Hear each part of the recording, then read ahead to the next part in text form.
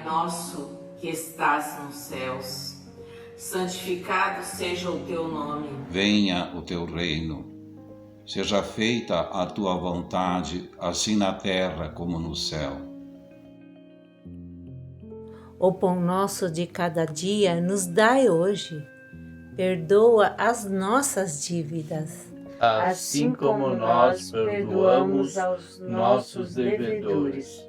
E não nos deixes cair em tentação, mas livra-nos do mal. Pois teu é o reino, o poder e a glória para sempre. Amém. Nós, pessoas negras, convidamos vocês, irmãos e irmãs não negras, à reflexão. Ser antirracista é afirmar que pessoas negras são expressão da amorosidade de Deus. Enfrentar e combater o racismo é afirmar que nós, pessoas negras, somos filhas de Deus. Nós geramos vida, nossa música, dança, nossa criatividade, as cores de nossas roupas, nossos turbantes, nossa forma de crer e nossa fé contribuem de forma concreta com a humanidade. Nós, pessoas negras, somos a imagem e semelhança de Deus. Por isso, toda violência e ódio praticados contra nós é uma agressão ao próprio Deus. Não foi Deus que segregou a humanidade entre indígenas, pretos, pardos e brancos. A segregação racial resulta do desejo humano de dominação. Oremos para que as crianças, as juventudes, mulheres e homens negros tenham possibilidades concretas para fazer escolhas e viver sem violência. Que pessoas negras sejam respeitadas no seu jeito de ser. Que o sopro inquietante do Espírito Santo converta os nossos corações e mentes para não compactuarmos com o racismo. Compactuar com o racismo é perpetuar essa perversidade. Racismo é pecado. Para Deus, não há acepção de pessoas. Aprendei a fazer o bem, procurai a justiça. Não há lugar para o racismo na boa nova de Deus. Olá, saúde e paz com justiça. Eu sou Lilian Conceição da Silva, sou natural de Recife, Pernambuco, um dos estados do Nordeste do Brasil. Dizer-me nordestina é sempre uma alegria, também uma oportunidade de nos lembrar, enquanto pessoas que habitamos desse país, Brasil, que lastimavelmente a história do nosso país nos fez aprender a discriminar pessoas, grupos, em detrimento de suas características físicas, fenotípicas, em detrimento da classe social e tantas outras classificações que fomos aprendendo a usar, a aderir, para dizer quem mais importa nesta sociedade. Pois bem, eu sou negra, mas também sou indígena. Eu tenho 52 anos, nasci em abril de 71, ainda no período de ditadura, mas demorei 50 anos da minha vida para obter o reconhecimento de que também sou indígena.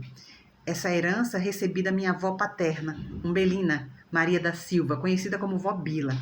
Quando completei 50 anos, depois de um processo de pesquisa, diálogo com o cacique Cícero, do povo Funiô, da cidade de Águas Belas, Pernambuco, isso ainda durante a pandemia e através de contato via internet, através do cuidado dele, do zelo em dialogar com os mais velhos, pude me aproximar um pouco mais dessa história, essa história que inclusive dá mais significado à minha existência, a esta minha encarnação.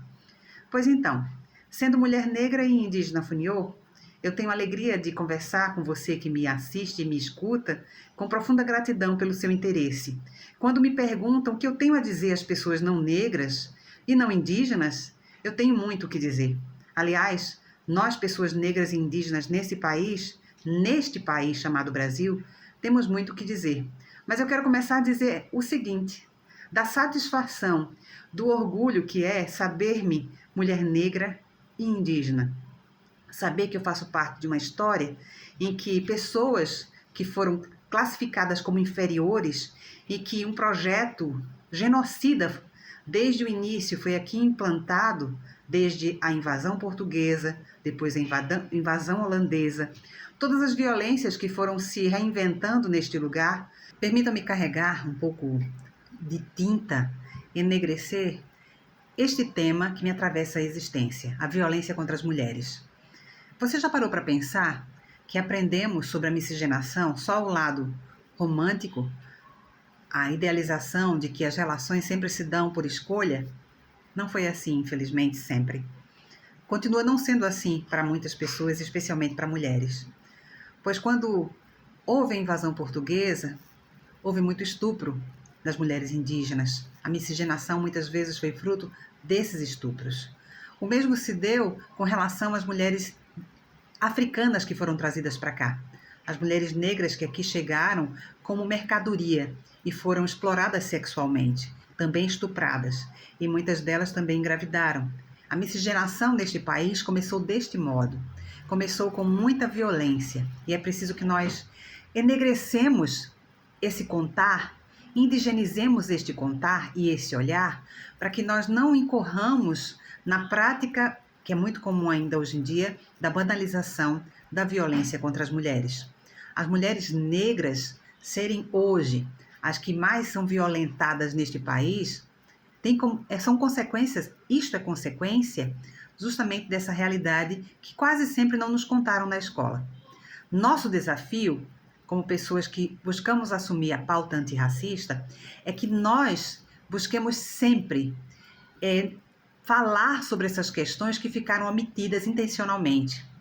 Há um conceito que Sueli Carneiro contribuiu para difundir aqui no Brasil, que chama-se epistemicídio.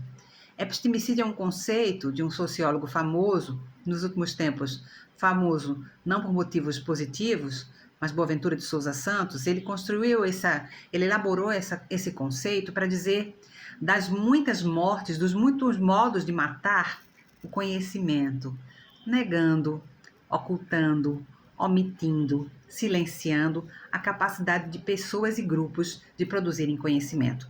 Isso acontece até hoje. É por isso mesmo que aqui estamos para conversar sobre esses detalhes do racismo que nós, pessoas negras, insistentemente precisamos falar, porque ameaçam nossas vidas diuturnamente. Você deseja ser uma pessoa que tem compromisso com a pauta antirracista? Ou você já é?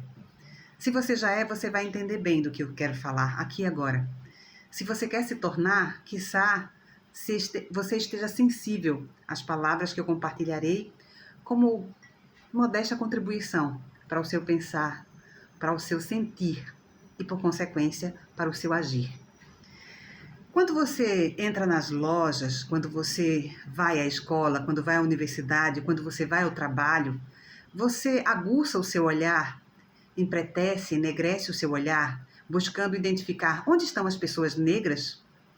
Eu poderia até acrescentar também, você indigeniza o seu olhar, buscando identificar onde estão as pessoas indígenas na sociedade na qual você é parte? Pois então, esse simples exercício nos mostra quão distante estamos de fato, a concretude da equidade das relações humanas. Primeiro é preciso dizer, racismo, esse conceito que nos ajuda a melhor compreender como um sistema de violência que nega a humanidade de outras pessoas, não? As relações humanas, elas são racializadas. E quando nós racializamos as pessoas, nós o fazemos sempre colocando uma como referência, né? Um modelo de humanidade como referência. E todas as pessoas que não atendem a esse modelo, infelizmente, são consideradas menos valorosas. Suas vidas têm menos importância. É por isso que nós temos campanhas constantes de afirmação de nossas vidas negras, de nossas vidas indígenas, porque são essas vidas que têm sido ceifadas. É fato que, infelizmente, quando nós somamos identidades a essas pessoas, se elas são negras, ou se somos negras, se somos indígenas, e se também somos homossexuais, se somos pessoas que fazemos parte do grupo LGBTQIA+, se temos deficiência, ou seja, quão mais identidades se somam a nossa existência, mais discriminações negativas sofremos. Então, o exercício de olhar, onde quer que entremos, onde quer que estejamos, onde estão essas pessoas, esses sujeitos, essas sujeitas, nos faz refletir sobre lugares de privilégios para algumas e, infelizmente, lugares de menos prestígios para muitas outras.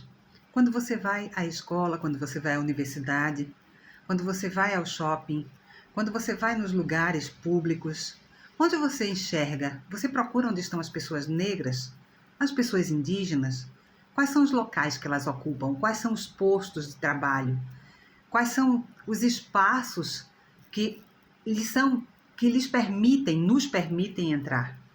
Pois então, de tanto vermos que as pessoas negras, que as pessoas indígenas estão nos espaços de menos prestígio, nós nos acostumamos. E aí passamos a banalizar de tal modo que achamos que é natural.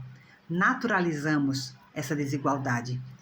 O diálogo aqui é justamente para nos convidar. Quando eu faço o convite a você, eu também me convido a reafirmar. Eu reafirmo o meu compromisso com a pauta antirracista, porque eu compreendo e sinto na minha existência que a maneira como olhamos para as pessoas desigualmente, infelizmente, tem gerado muitas mortes. Porque, infelizmente, temos visto que a polícia sabe bem qual é o alvo, e o alvo quase sempre é negro, o alvo quase sempre é indígena. São essas pessoas que nós temos acompanhado agora a olhos nus, né? na televisão, sobretudo, nas mídias de uma forma em geral, como pessoas e grupos têm sido mortos por suas características fenotípicas. O racismo tem esta capacidade de desumanização. O que nem sempre é dito é que quando nós negamos a humanidade de outrem, estamos negando a nossa própria humanidade. Eu gosto muito de citar um parente querido, também professor, Daniel Munduruku, quando ele nos diz, e eu acredito piamente nisto, que nós somos fios da mesma teia. Somos gente, somos pessoas. E quando nós classificamos para hierarquizar as pessoas, e é assim que se dá as relações, é assim que têm sido as relações sociais, a partir do racismo, nós dizemos quais pessoas têm importância e quais pessoas não têm importância, e assim negamos isso que ele também nos lembra. O desafio hoje e sempre é de empretecermos, enegrecermos, indigenizarmos o nosso olhar. E que a nossa presença nos espaços, mesmo se você é uma pessoa não negra, não indígena, é o desafio permanente de assumir essa pauta como sendo vital. Porque quando a vida de uma pessoa é negada, a sua própria vida também está sendo negada. Agora eu quero, com entusiasmo, falar com vocês e para vocês, na verdade, algumas dicas, algumas pistas que eu tenho aprendido, especialmente com organizações de pessoas negras, dos movimentos negros, dos movimentos de mulheres negras. Eu mesma faço parte de o Centro Ecumênico de Cultura Negra, o SECUNE. É uma organização gaúcha que existe em Porto Alegre há 35 anos. E nessas 3 décadas, caminhando para 4 décadas, o que nós temos difundido é justamente práticas antirracistas, a partir da cultura, a partir do conhecimento ancestral. E eu quero aqui sugerir que no cotidiano, ações simples, como por exemplo, quando você vai escolher um livro para ler, busque ler autores negras e negros, busque ler autores indígenas, busque ler pessoas que quase sempre não colorem os currículos das academias.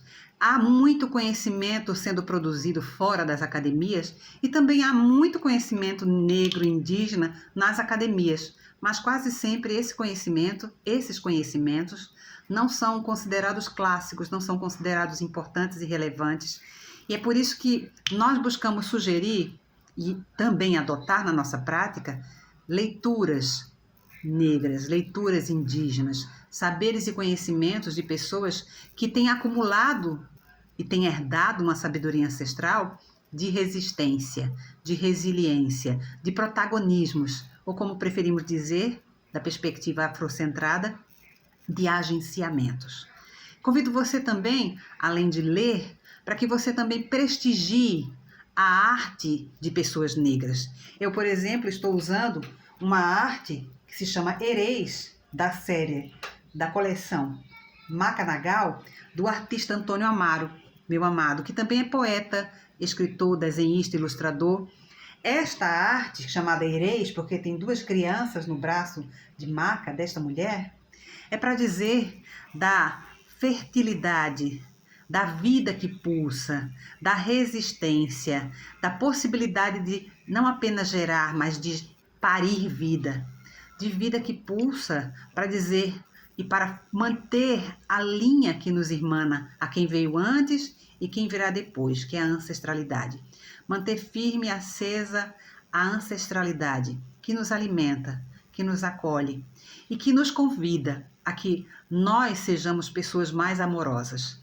Como sacerdotisa da Ruá, eu desejo de coração que a partilha que fiz agora com você possa ter eco no seu sentir, nas suas ações, para que possamos juntas, mesmo que estejamos distantes, dar testemunho que sim, é possível que vivamos relações humanas de respeito e amorosidade. Que as bênçãos da Ruá sejam abundantes com cada qual de nós. Amém. Amemo-nos. Deus justo, compassivo, sopra em nós o espírito da amorosidade, da justiça e da consolação, para que nossos laços sejam fortalecidos para viver em comunhão contigo e com as pessoas. Guia-nos com mão forte, amorosa, pelos caminhos da vida. Que da tua companhia amiga aprendamos a fazer o bem e a excitarmos relações de igualdades pacíficas. Envolva-nos com tua graça para que tenhamos coragem para vencer as barreiras e a violência do racismo, dos preconceitos, dos privilégios e dos pecados que geram divisões. Dai-nos a tua ternura para que nosso coração esteja aberto a acolher a beleza da diversidade de tua criação. Anima-nos para o encontro com as diferentes culturas, tradições religiosas, etnias, línguas e cores. Deus de amor e misericórdia, sopra em nós a vida que vence a morte. Ajuda-nos a viver nas outras pessoas a tua face, para vencermos o racismo e os preconceitos. Dai-nos a tua paz, hoje e sempre.